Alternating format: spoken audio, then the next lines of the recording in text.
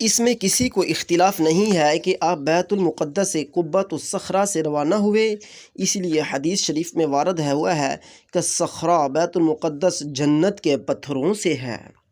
اسی پتھر پر حضور سرور عالم صلی اللہ علیہ وسلم کے قدم مبارک کا نشان اب بھی موجود ہے۔ عجیب بات یہ ہے کہ حضرت ابی بن کعب رضی اللہ تعالی عنہ سے مروی ہے کہ دنیا عالم کا کوئی ایسا پانی میٹھا نہیں ہے جسے اس صخرہ بیت المقدس سے تعلق نہ ہو، یعنی تمام روئے زمین کے چشموں کا پانی اسی صخرہ سے جانا جاتا ہے۔ یہ صخرہ پتھر اللہ تعالیٰ کی عجائبات قدرت کا ایک عجوبہ ہے۔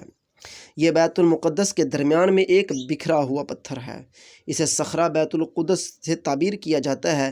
یہ بیت المقدس کی ہر جہت سے منقطع ہے، اسے انہی چیزوں سے روکا جا سکتا ہے جن سے پانی کو روکا جاتا ہے، اس لیے اس کی حیت و کیفیت پانی کی سی ہے، لیکن اللہ تعالیٰ کی قدرت سے سہارے کے بغیر ویسے ہی کھڑا ہوا ہے۔ اور یہ اللہ تعالیٰ کی قدرت سے سہارے کے بغیر ویسے ہی کھڑا ہے۔ اس پتھر کے نیچے ایک غار بھی ہے جو دور دور تک پھیلی ہوئی ہے، اور وہ پتھر اس کے اوپر زمین و آسمان کے درمیان لٹکا ہوا ہے۔ جی ہاں سامعین، اس کے نیچے ایک غار ہے جو دور دور تک پھیلی ہوئی ہے، اور وہ زمین و آسمان کے درمیان یہ پتھر لٹکا ہوا ہے۔ حضرت امام ابو بکر بن العربی نے شرح موطا میں لکھا ہے، فرماتے ہیں کہ مجھے خیال ہوا کہ میں اس پتھر مبارک کے نیچے سے گزروں تو صحیح، لیکن اس کی ہیبت سے اس کے نیچے سے نہ گزر سکا۔ مجھے ڈر لگا، مجھے ڈر لگا کہ شاید وہ میرے گناہوں کی نحوست سے میرے اوپر نہ گر جائے۔ پھر ایک مدت کے بعد جرت کر کے میں اس کے نیچے سے گزرا تو بڑے بڑے عجائبات نظر آئے۔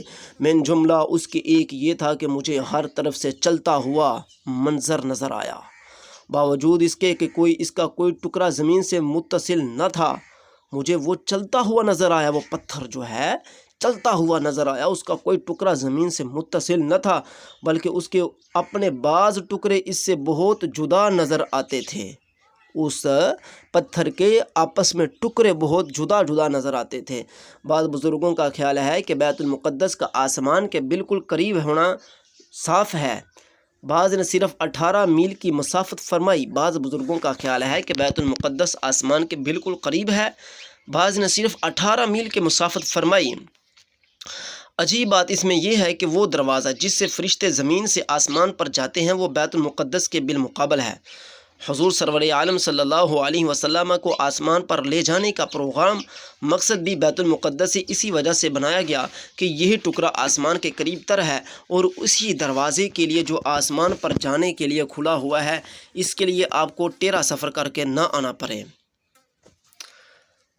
فقیر کہتا ہے کہ حضور سرور عالم صلی اللہ علیہ وسلم کو بیت المقدس کے راستے سے لے جانے کا مقصد یہ تھا کہ آپ کے قدوم میمنت لزوم سے بیت المقدس کو بھی برکت حاصل ہو جائے، بیت المقدس بھی حضور صلی اللہ علیہ وسلم کو قدموں سے برکت حاصل کر لے، اس لیے کہ یہی تو مدینہ القدس اور بہت سے انبیاء اکرام علیہم السلام کی عبادت گاہ ہے۔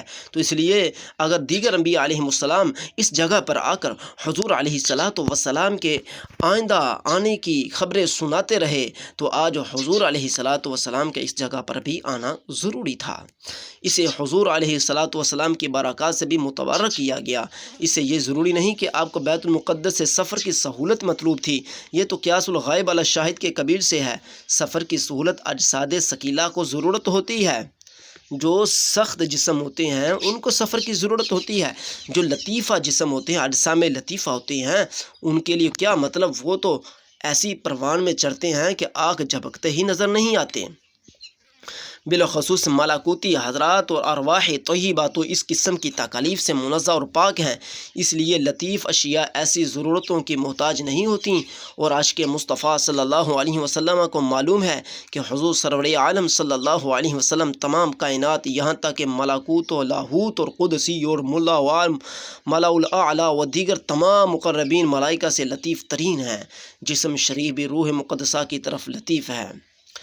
یہ تو وہابیہ اور دیوبندی پارٹی جو ہے وہ آپ کی بشریت کو سخت سمجھتے ہیں اور قاعدہ بتاتے ہیں، یہ قاعدہ ہے کہ اجسام لطیفہ کے لیے کوئی شے حائل نہیں ہوتی، اور حضور سرور عالم صلی اللہ علیہ وسلم کا کہنا ہے کہ بیت المقدس کا سیدھا راستہ تھا اور ٹیڑھا راستہ اختیار نہ کرنا وغیرہ وغیرہ تکلفات رقیقہ ہیں، معراج کے مناسب حال کے خلاف ہیں۔